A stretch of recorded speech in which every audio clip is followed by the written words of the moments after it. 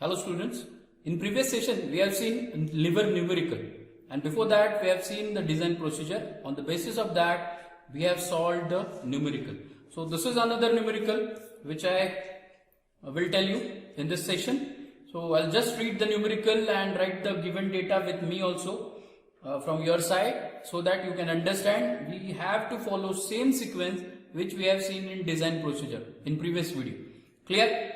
So I'll read. A right angle bell crank lever, very important, right angle, theta is 90 degree, correct, theta is 90 degree means cos of theta 90 means 0.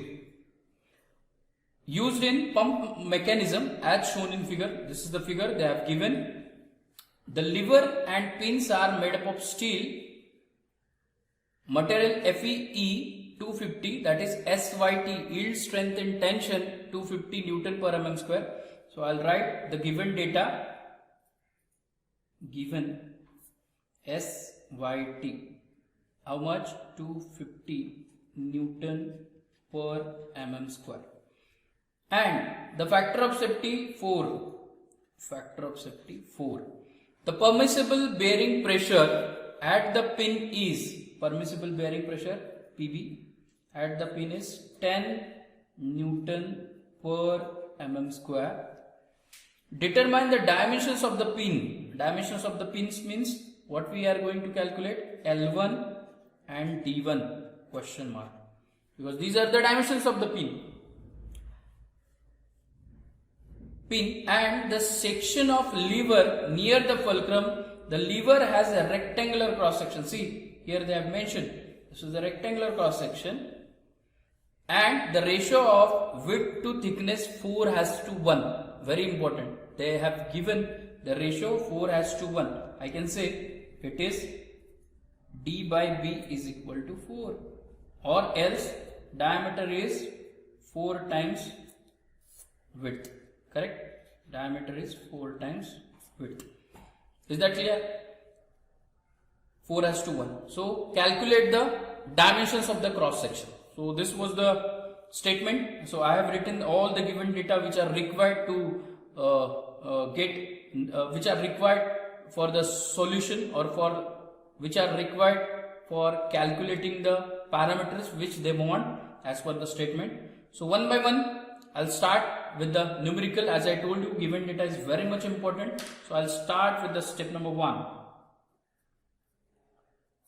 In case of the step number 1, calculate permissible stresses. Permissible stresses. Now, while calculating permissible stresses, we know sigma T is equal to SYT by factor of safety.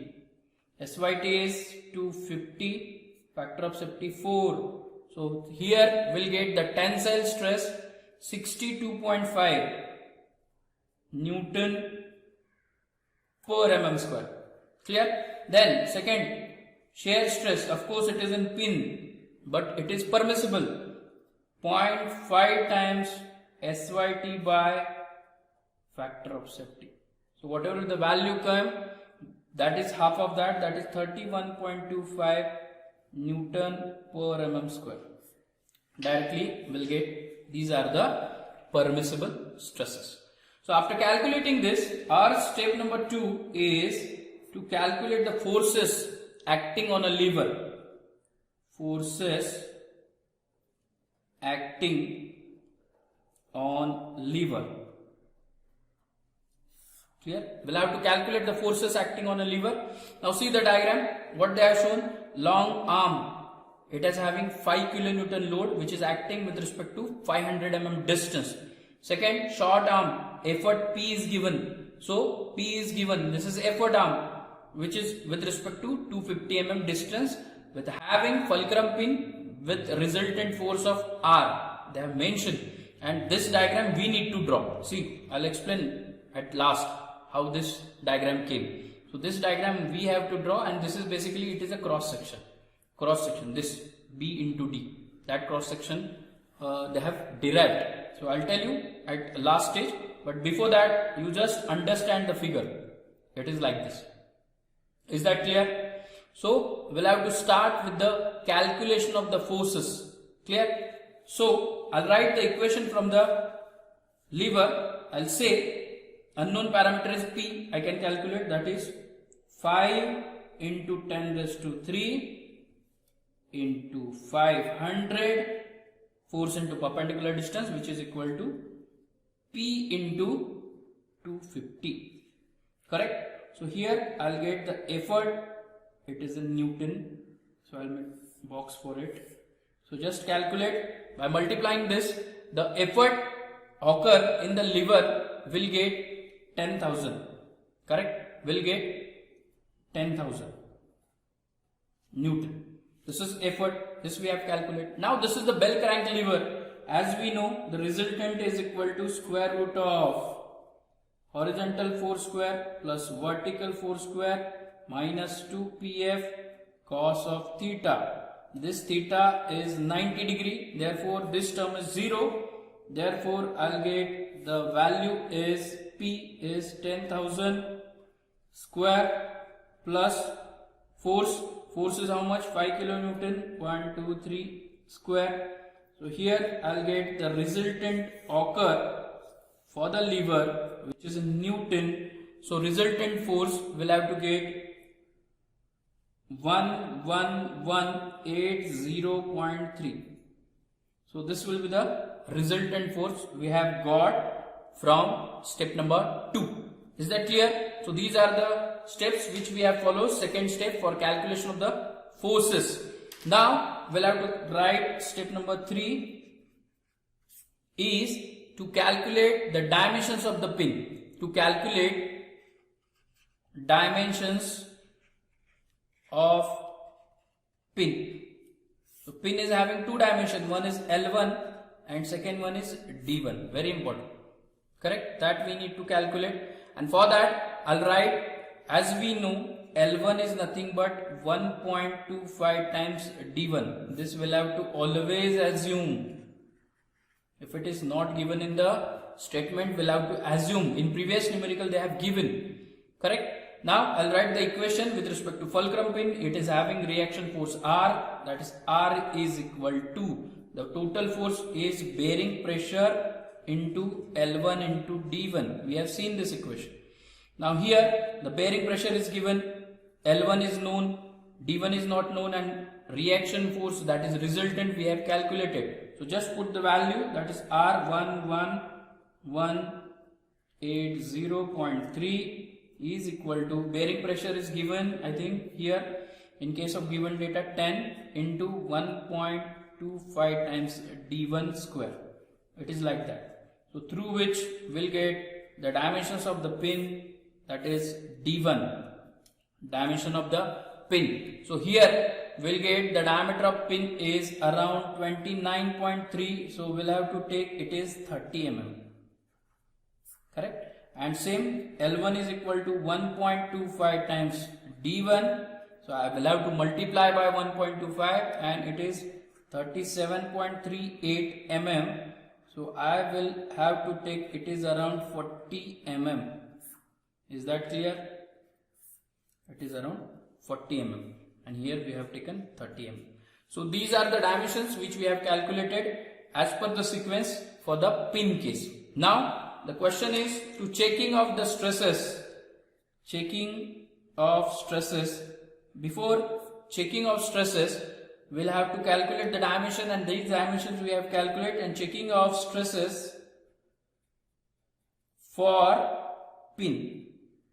For pin. So I'll write tau pin we need to calculate is equal to permissible, we know that is 31 point something. So I'll calculate it is at pin, therefore resultant force is acting on a pin, that is R by area of pin pi by 4 D1 square, and it is, I told you, it is considered in terms of double shear stress. All the values I will have to put here. R is nothing but 1180.3 divided by pi by 4. D1 is 30 mm bracket square multiply by 2 double shear stress. So here I'll get the shear stress occur in the pin is 7.91 Newton per mm square. Is that clear? Now this is the calculated stress. So 7.91 Newton per mm square is less than permissible stress. How much? Permissible stress 31.25 Newton per mm square. So it is less. So I can say design is safe for pin. So whatever be the dimensions we have selected for the pin, for that case design is safe. This is very important.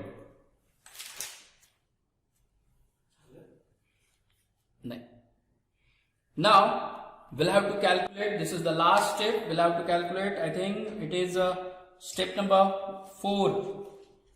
Step number 4, to calculate the cross section of lever, and that we can say dimensions of the cross section. Very important, it is very important. So just listen it carefully. While calculating cross section, we know we'll have to calculate B and D. Where it is situated, see, this will be the width, this will be the diameter, and this cross section will have to divide. In case of the fulcrum pin, as I told you, the pin includes boss diameter, which is inside diameter of boss, this area. Outside diameter is this much, and whatever be the length is with respect to cross section, this is L1 and so on. So likewise we need to calculate these dimensions. These are very important, very important. So see, I have mentioned here the cross section. So this is nothing but it is a B width. This is nothing but total length, diameter D. This is L1. We can say it is 1.25 times D1. This is inside diameter ID of boss, and we can say this is OD, outside diameter of boss. So we need to calculate these dimensions. So while calculating, I told you inside diameter of boss, we'll have to calculate D1 plus 2.5 times thickness. Now in the statement they have not given the thickness, correct? So we'll have to consider that thickness, and we'll have to consider that thickness, assume thickness is equal to 2 mm. Now by putting this value, D1 is how much? We have calculated 30 plus 2.5 into 2. So it is the inside diameter of boss will get the dimensions, and inside diameter of boss will get it is 35 mm. Is that clear? Is that clear? So I'll directly write here with different color. Inside diameter 35 mm. Okay, so this will be the 35 mm. Clear? Now outside diameter. For outside diameter, what we did, it is twice of inside diameter. So twice of 35 into 2, 70 mm.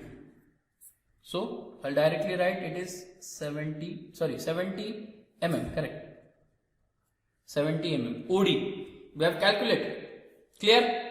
Now after calculating, we know the length of pin L1 is equal to 1.25 times D1. We have calculated that it is 40 mm. I'll write 40 mm. So I'll add here L1 40 mm. Correct? So this will be the 40 mm. Now we have calculated all the dimensions which are required. Now we need to calculate the width and diameter, which is very important. Correct? So one by one I will have to use. See, listen carefully. So as I know, I can calculate the bending stress because it is going to bend. It is equal to MBY by I. Clear? MBY by I.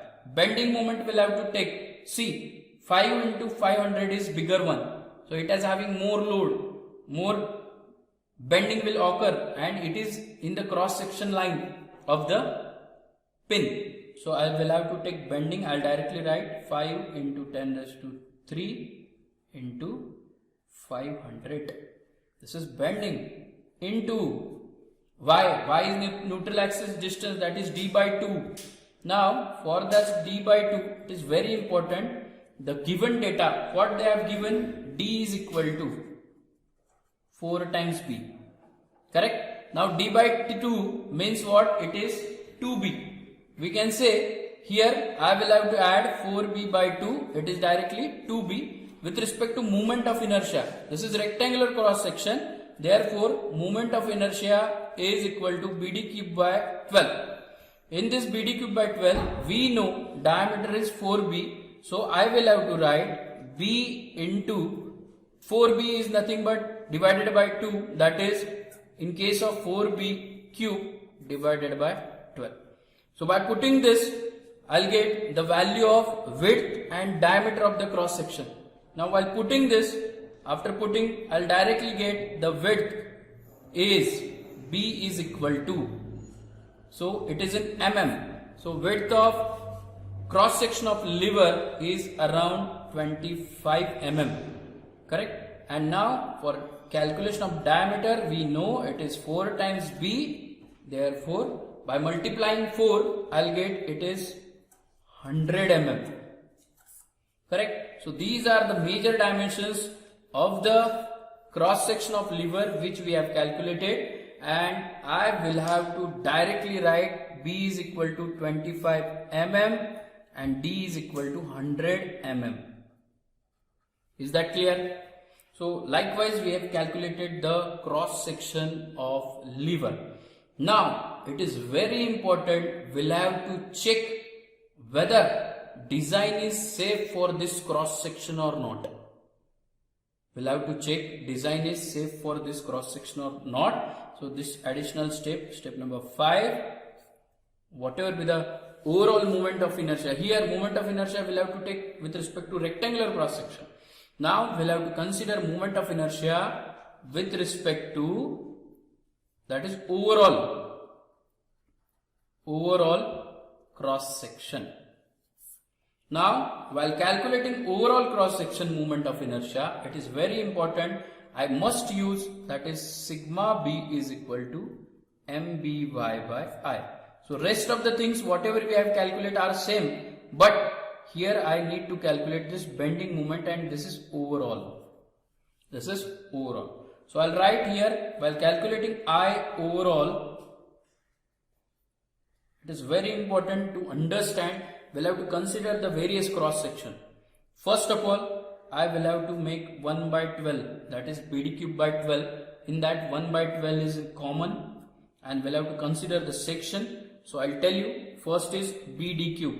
So BD cube, this cross section I have taken, 12 is outside the bracket, plus then next will be, I will have to consider with respect to width and diameter. Now see, width is 25, L1 is 40. So I can say L1 minus width, this is width, and in case of the diameter with respect to OD of boss bracket cube. Understood this? L1 minus B into OD of boss, that is 70 mm here, 70 mm, see here, 70 mm. Why? Because it is doubled now. So that's why we'll have to take OD minus. Why minus come in picture? Because we'll have to consider with respect to inside diameter. Therefore, I'll directly write minus inside diameter. In that case, I will have to consider, that is L1 into inside diameter of boss bracket cube.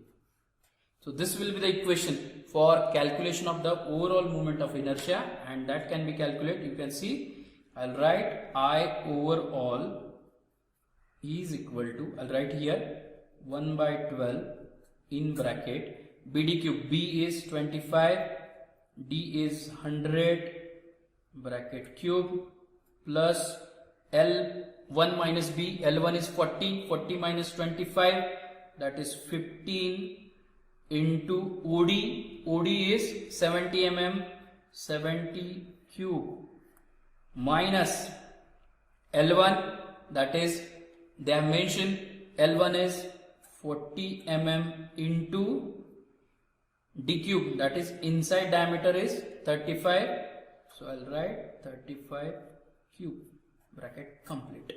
So this is very important. We'll have to calculate overall moment of inertia. So I overall is equal to, by putting all the values, overall moment of inertia, while putting the things, I'll get directly, that is, I'll write directly 2369,166.67 mm raised to 4. Correct? So this will be the overall moment of inertia, 2369166.67 mm raised to 4. This will be the overall moment of inertia. Now by putting the values in the equation of bending, that is mby by I, rest of the things are same as like 5 into 10 raised to 5, correct, into 10 raised to 3 into, into 10 raised to 3 into 250, it is 500 into y is neutral axis, that is d by 2. So d by 2, 100 by 2, it is 50 divided by moment of inertia 2369166.67. By putting this, and we'll have to get the bending stress, and we are going to check that stress, and the bending stress is around 52.76 Newton per mm square. Now whether it is safe or not, we'll have to check. Now bending is nothing but we'll have to consider as a tensile, which we have calculated in step number 1. It is 62.5. So the calculated value of bending stress is less than 62.5, that is permissible stress. Therefore design is safe for overall cross section of lever. Clear? So I hope you understood this. We have followed same sequence which we have discussed in previous session, and only the additional part is to calculate overall moment of inertia. I hope you understood this. The cross section is very important. You need to draw the cross section separately. You need to write the values as they have mentioned over here, and for that cross section around 2 to 3 marks are there. Around 2 to 3 marks are there. So you will have to draw that cross section. So I hope you understood this. If any query, let me know. Thank you.